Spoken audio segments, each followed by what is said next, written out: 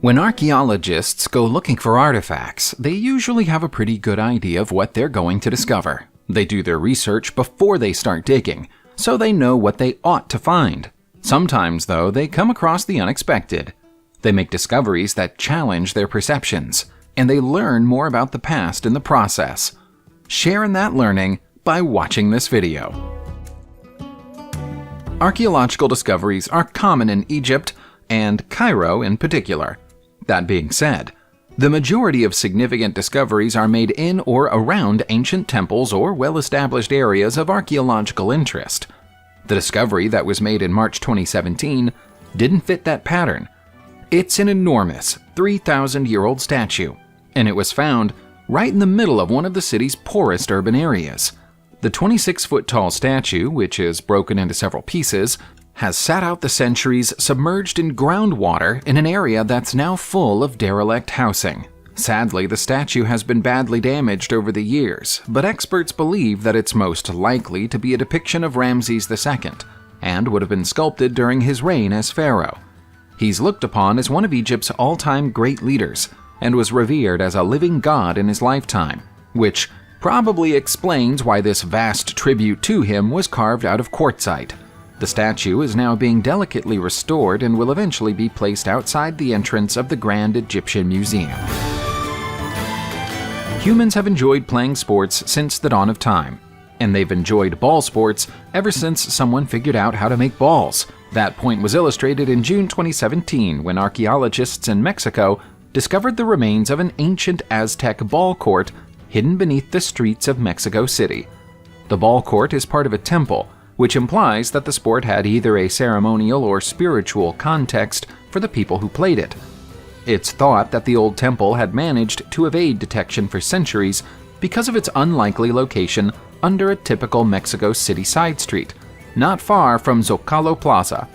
It seems that the consequences of losing a game in the ball court might have been unpleasant. A pile of 32 human male spines was found in a pit next to the court, and archaeologists suspect that the two discoveries are related. Historians and archaeologists have known of the existence of an Aztec ball game for some time, but sadly nobody's ever been able to figure out what the rules might have been.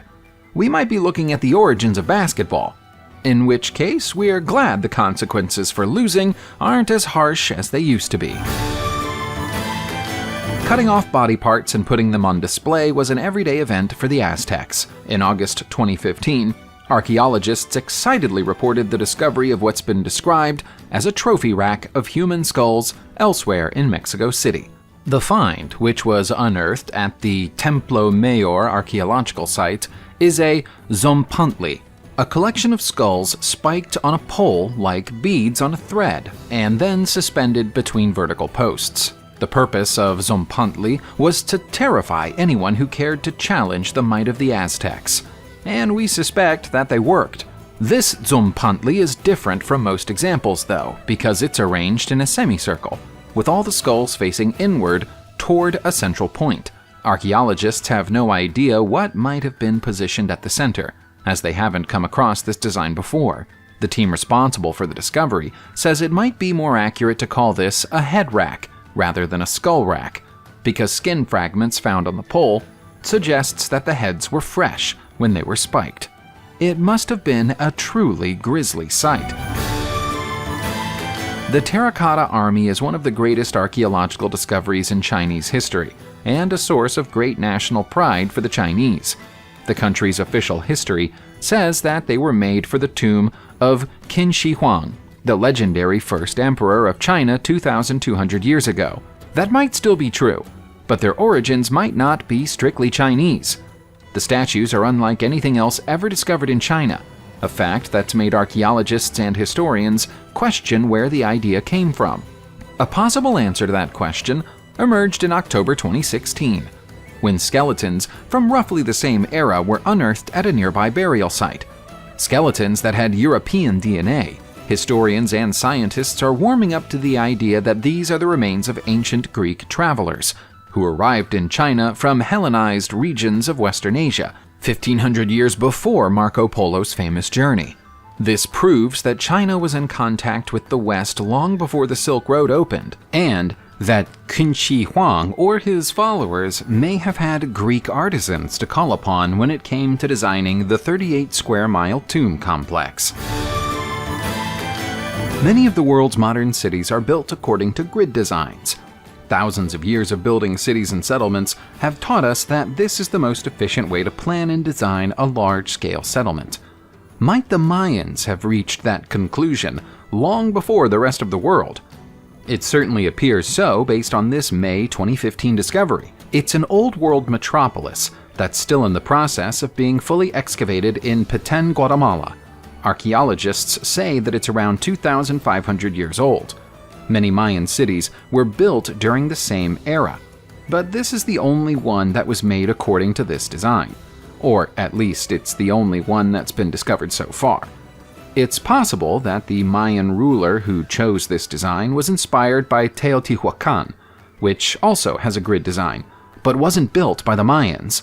Nobody knows who built Teotihuacan or what happened to them. Archaeological evidence found at the site suggests that the city remained in use for around 300 years before being abandoned for unknown reasons.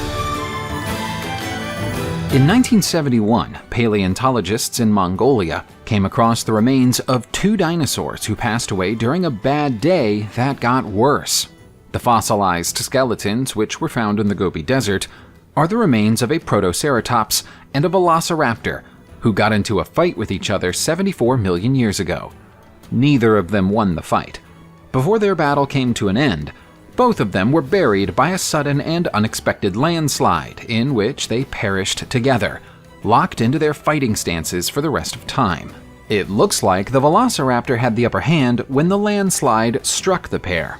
It had its foot claw on the protoceratops's neck and might already have struck a fatal blow. It wasn't going out without a fight, though. The creature's jaws are locked around the velociraptor's arm and have broken it.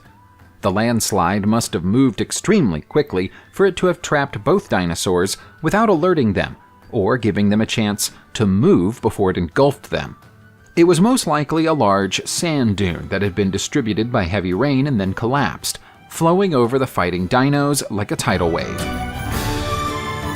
When archaeologists in Peru came across a 2,000-year-old cemetery in Peru in 2018, they were surprised and confused to find that almost all of the bodies buried there had one thing in common. Each of them was missing its feet. It took them a while to work out why this might be the case, and then they reached a ghastly conclusion.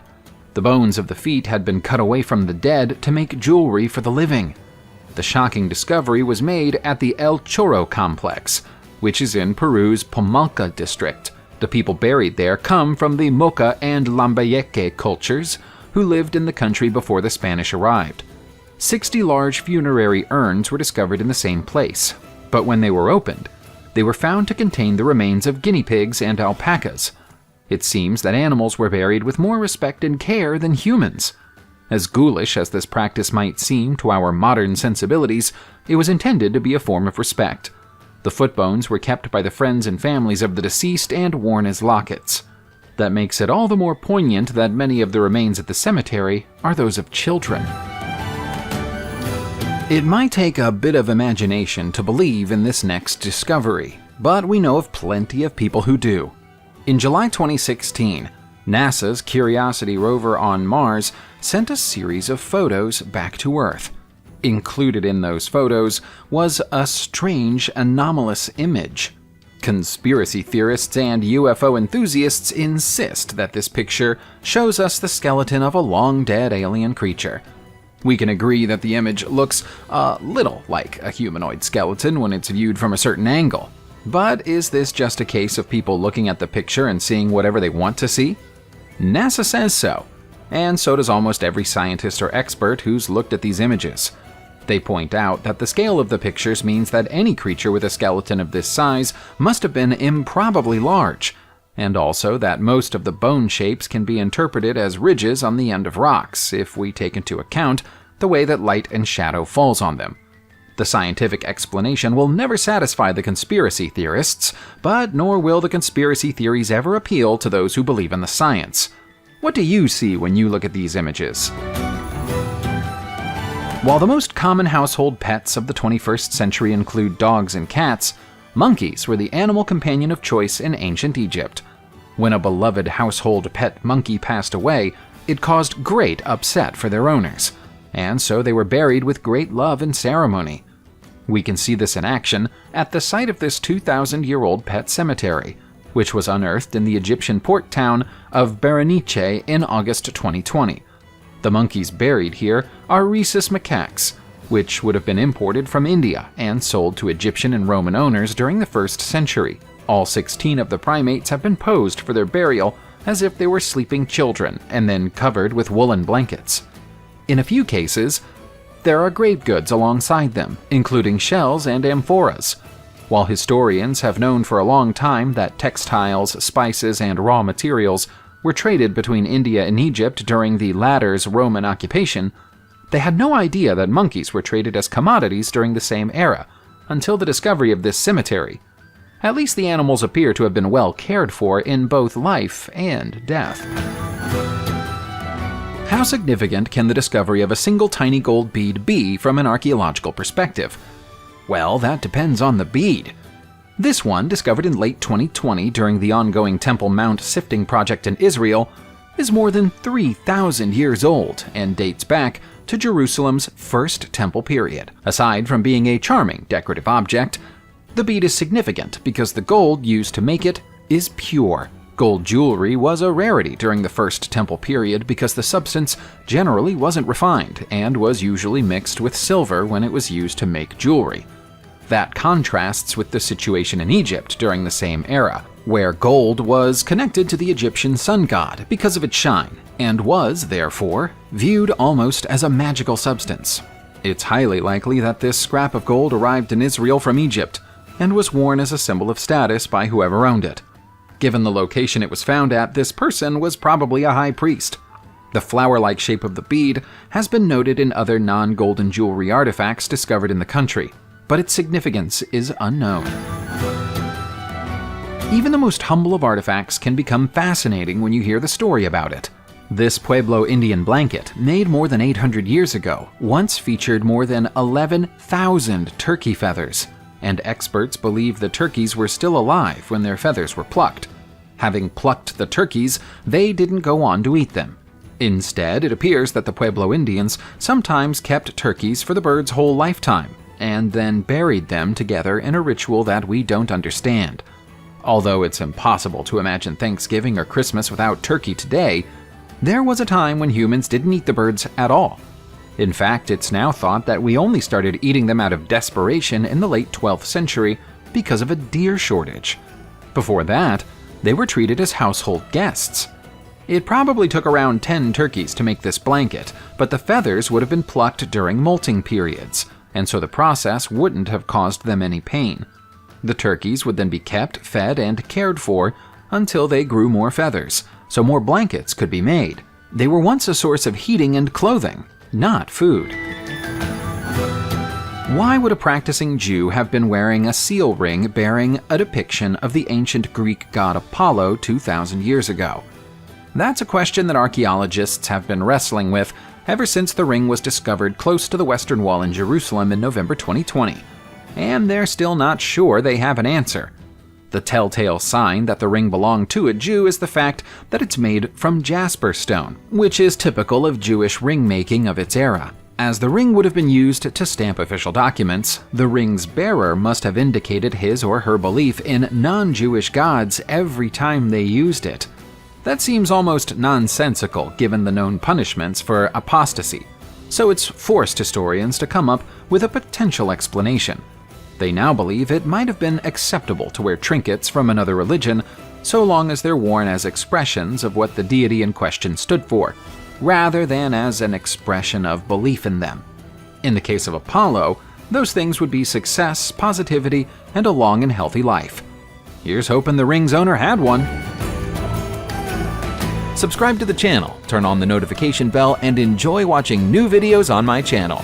Thanks for watching, and see you soon!